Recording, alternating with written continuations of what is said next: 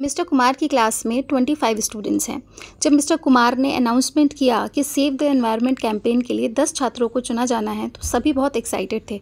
मगर 3 दोस्तों रोहन, अजय और विकास ने आपस में डिस्कस किया कि अगर वो तीनों एक साथ चुने गए तब वो कैंपेन के लिए जाएंगे, अदरवाइज कोई नहीं जाएगा।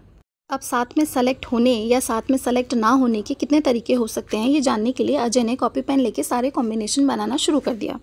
अब मिस्टर कुमार जो ये डिस्कशन देख और सुन रहे थे, उन्होंने कहा लाओ मैं तुम्हारी हेल्प करता हूँ। उन्होंने कहा देखो इसको कॉम्बिनेशन से सॉल्व करते हैं। टोटल नंबर ऑफ स्टूडेंट्स है 25 और नंबर ऑफ स्टूडेंट्स चुने जाने हैं 10।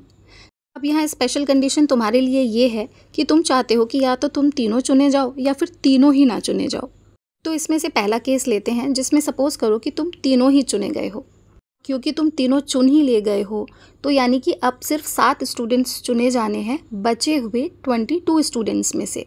तो कॉम्बिनेशन का फॉर्मूला लगा के 22C7 टोटल तरीके हो जाएंगे 22 स्टूडेंट्स में से 7 स्टूडेंट्स चुने जाने के। कॉम्बिनेशन का फॉर्मूला लगा के सॉल्व करने पर इसके टोटल तरीके आए हैं 1,70,544। तुम्हारा दूसरा केस ये है कि तुम तीनों ही ना चुने जाओ। इसका मतलब हुआ कि स्टूडेंट्स 25 में से नहीं, 25 माइनस 3 22 स्टूडेंट्स में से चुने जाएंगे। 22 स्टूडेंट्स में से 10 स्टूडेंट्स चुने जाने के कॉम्बिनेशन हो जाएंगे 22C10, जहाँ पर C कॉम्बिनेशन है। अब कॉम्बिनेशन का फॉर्मूला लगाने और सॉल्व करने पर हमें इसके टोटल नंबर ऑफ वेज मिले 6,46,646। अब हमें या तो केस 1 चाहिए या फिर केस 2।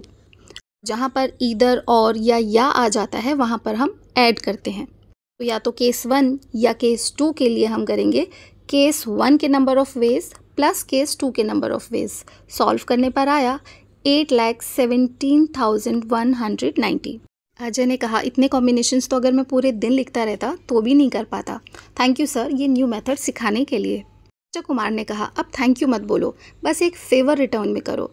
प्रॉमिस करो कि तुम तीनों चाहे साथ में सेलेक्ट हो या अलग अलग, मेक श्योर कि तुम ट्रीज़ को प्लांट ज़रूर करोगे।